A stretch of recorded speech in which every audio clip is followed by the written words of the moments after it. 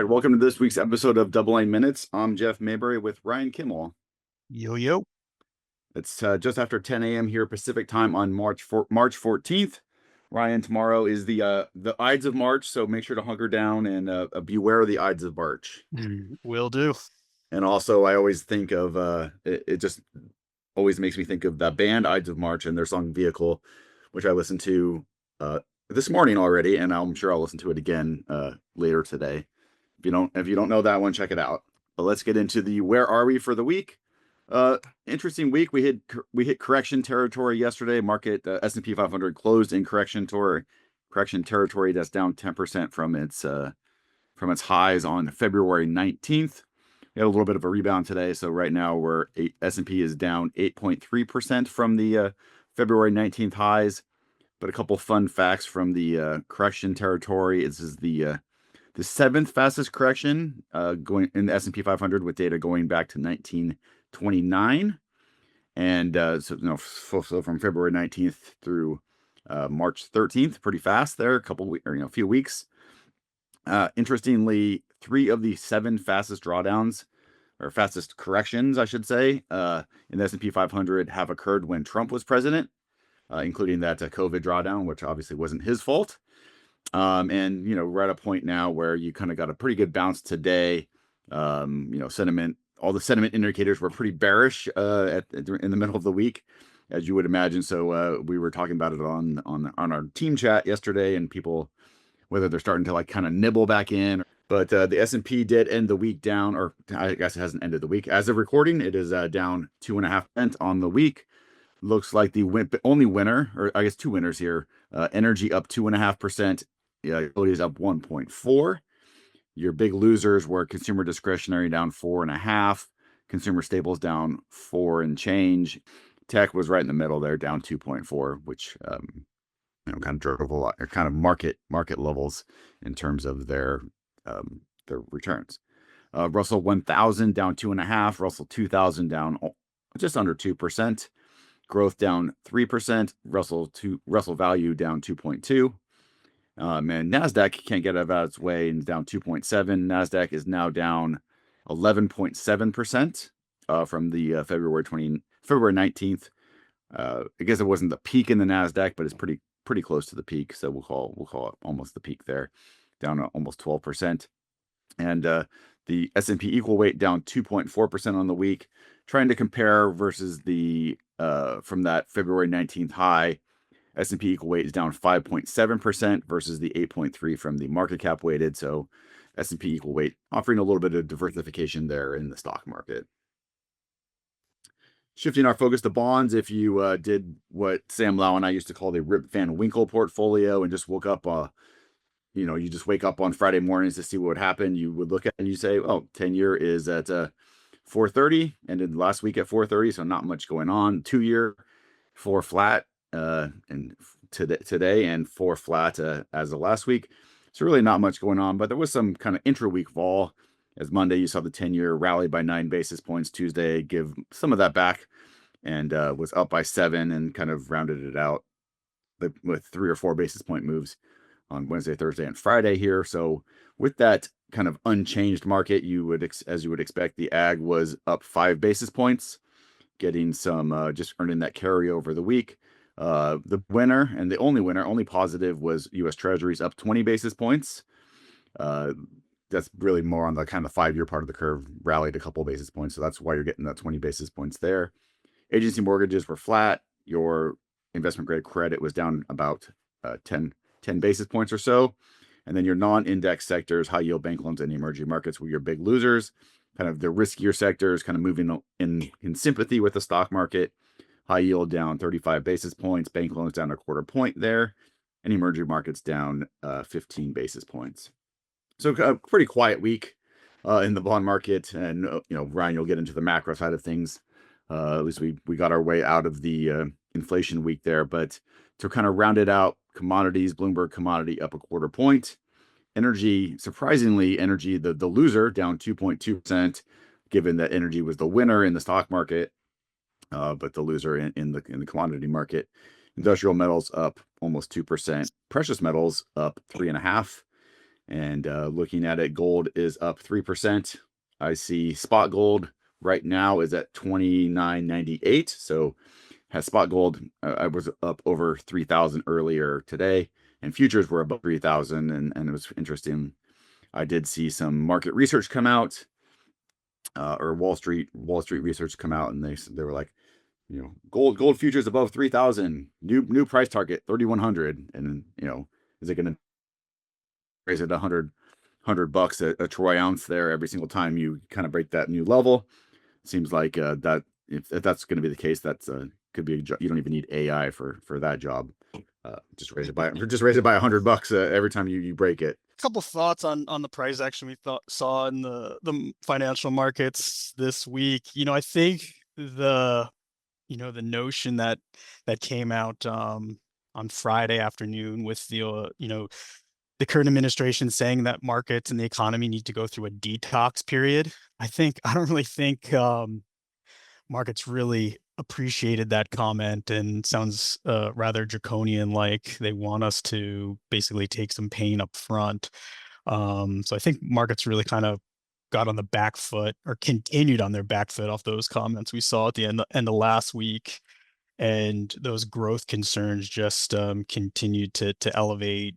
And you saw that in the way stocks performed just under the hood. Like, defensive stocks continued to outperform cyclicals. And then you had, momentum really has been taking a hit this year. The Morgan Stanley Momentum Equity Index was down over 5% on the week. And that brings like the full drawdown from the December peak down to over 20%. So, you're definitely seeing those high flyers take a hit in this position unwind, and I think a little bit more concern in the fundamental backdrop.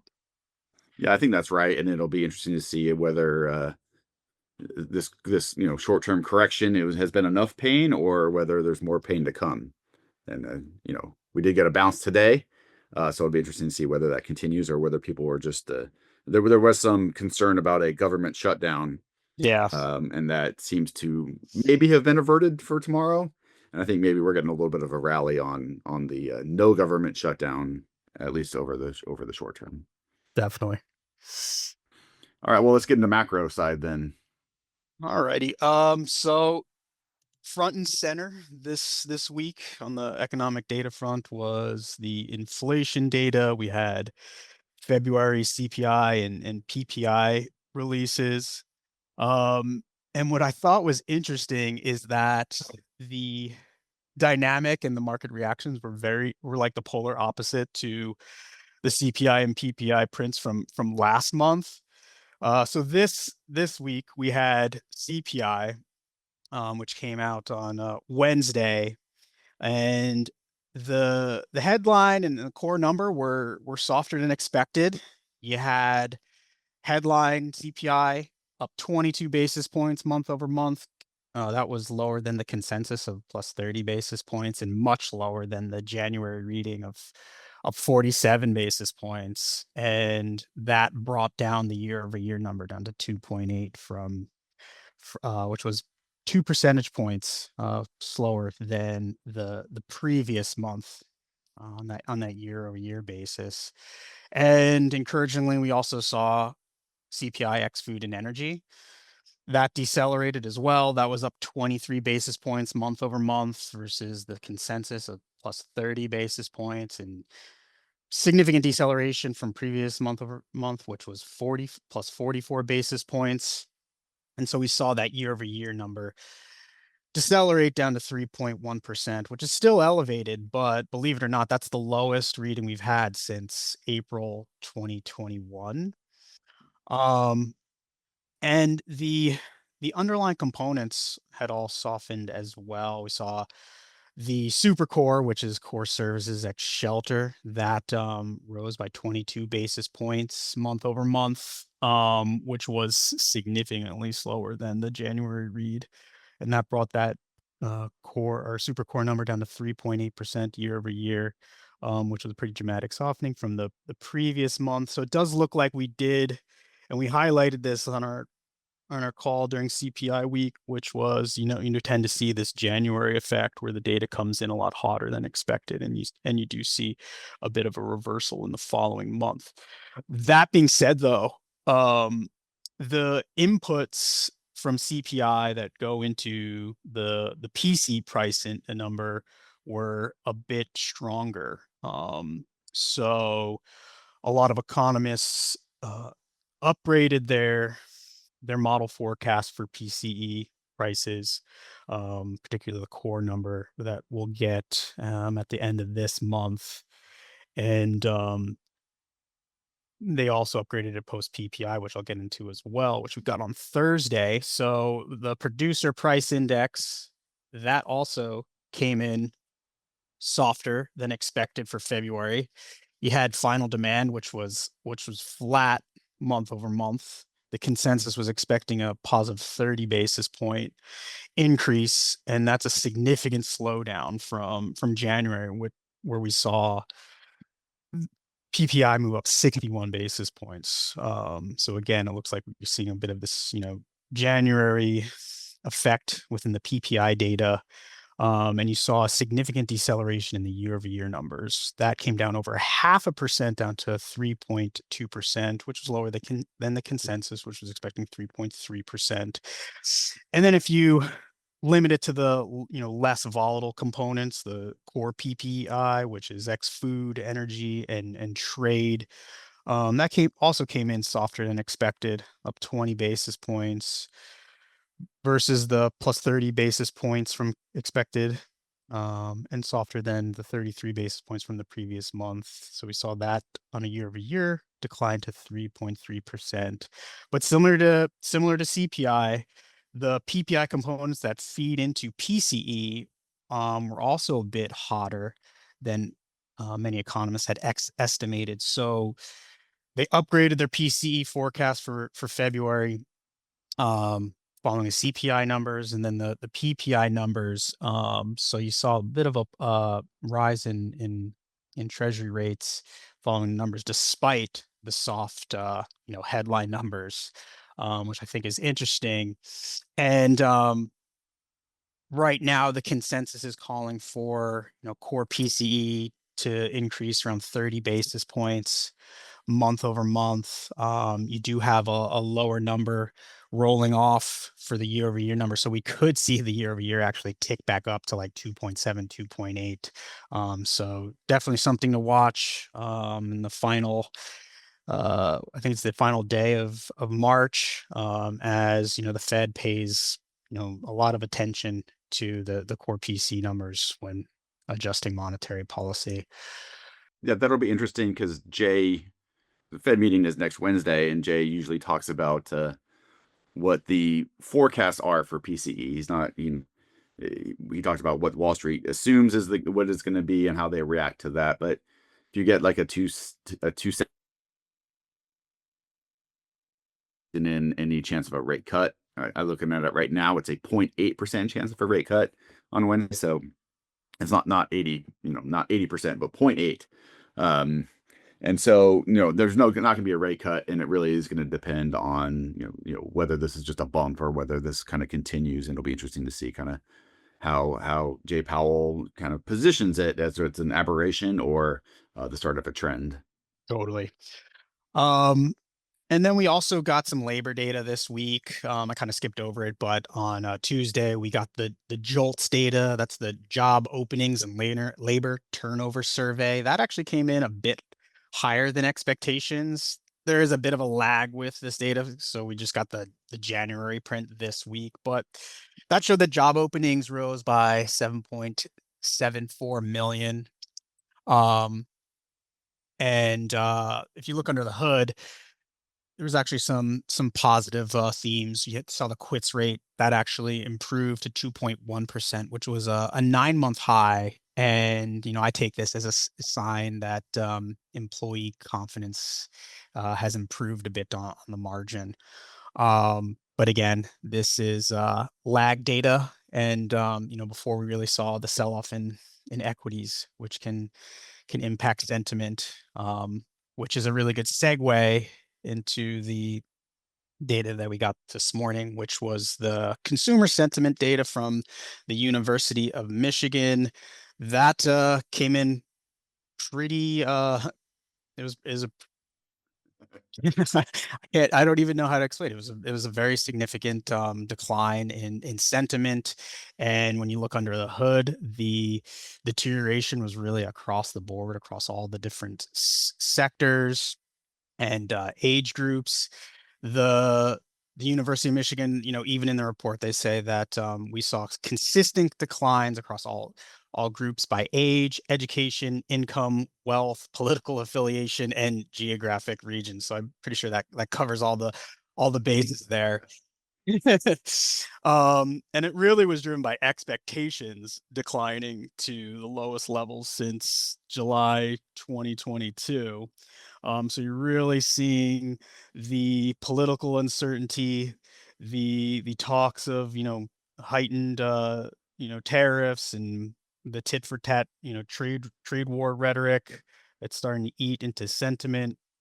Um, and again, I think equities also play a role in consumer sentiment as well. And these were the preliminary readings for March, so equities were already kind of in a decline when they released this survey. So I think you are starting to see a little bit of a negative impact there, just from equity prices. Another interesting component from this morning's number were the rise in inflation expectations. We saw year ahead inflation expectations rise to 4.9% from 4.3%. This was the highest reading since November 2022. Um, we also saw the long run inflation expectations.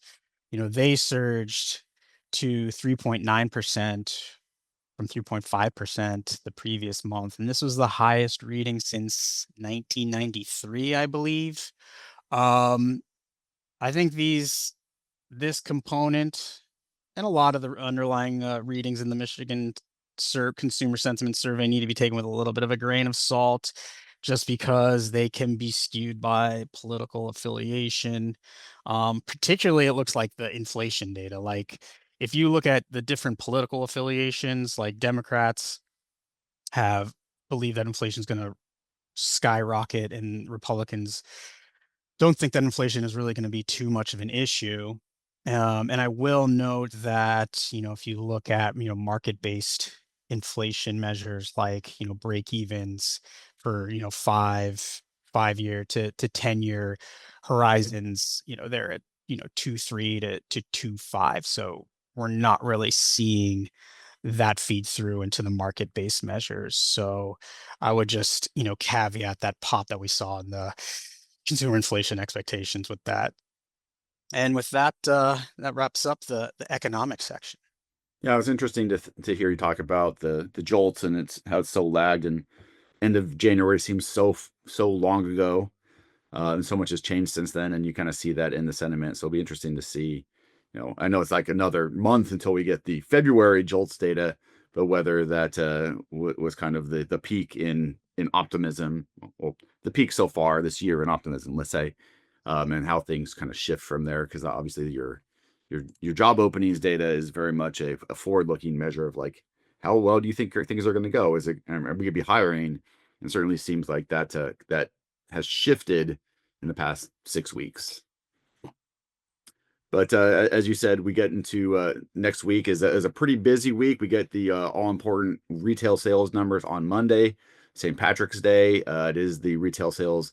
The advanced month over month number for February is estimated to be 0.7. It was a negative 0.9% in January. The ex autos and gas is expected to be 0.5 from a negative 0. It's supposed to be positive 0.5 from a negative 0.5 last month. And the control group, which is what feeds into GDP, is expected to be at 0.3, up from a negative 0.8. So January was very weak on the retail sales numbers. Market's expecting more, let's call it more normal levels this month for February. So we'll interesting to see how that shakes out, or whether the retail trend continues. We do get import prices on Tuesday. This is obviously very important to kind of as Jeffrey Gundlach. I'll give a front run myself and Jeffrey Gundlach podcast on Tuesday and talked about how import prices is one of those inflation factors he likes to look at because there's no hedonic adjustments there. Import prices are expected to be up 0.1%, flat from last month. We also, as I mentioned, Fed on Wednesday. We'll see what that forward-looking outlook is. Obviously, no rate expectation changes there. Aims as usual on Thursday, and also on Thursday we get the leading index. It's expected to be a negative 0.3, which is flat from the previous month. And let's see where we are today. The leading index, yeah. So that's kind of how we round out the week. Nothing really on Friday. All eyes to the Fed and kind of what they're it is March, so we'll get a new dots. So it's really going to be, what do the dots say? How is the Fed looking forward for the rest of the year? Right now, the market is pricing in looks like 2.6 cuts in the year. We're looking at maybe we're below 100% chance of a cut in June. We're at 98%. And then looks like we get another one in September or October. So that's where the market's pricing. We're interested to see how the Fed reacts to the current turmoil in the markets and whether they change things up or they can continue on their path as what they said. And with that, Ryan, I'd like to thank our listeners for tuning in. Yes, thank you to all our listeners out there today on DL Minutes. Hit us up on X at DL Minutes or send us an email at minutes@doubleline.com with any questions, comments, or suggestions. Don't forget our YouTube channel is youtube.com/doubleline capital. We have, as I mentioned, we had Jeffrey's latest webcast is up from Tuesday titled Not in My Neighborhood. We also have Morris Chen talking CMBS on Bloomberg TV. And in the upcoming week, we do have Ken Shinoda on Bloomberg TV at 1 p.m. Pacific time on Wednesday, right after market close, to recap what the Fed did. So I'd like to thank everyone for tuning in and hope everyone has a great weekend. Take care, everybody.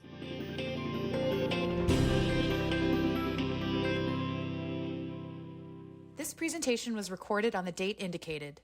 Views and opinions expressed herein are those of the individual and do not necessarily reflect the views of DoubleLine Capital LP, its affiliates, or employees.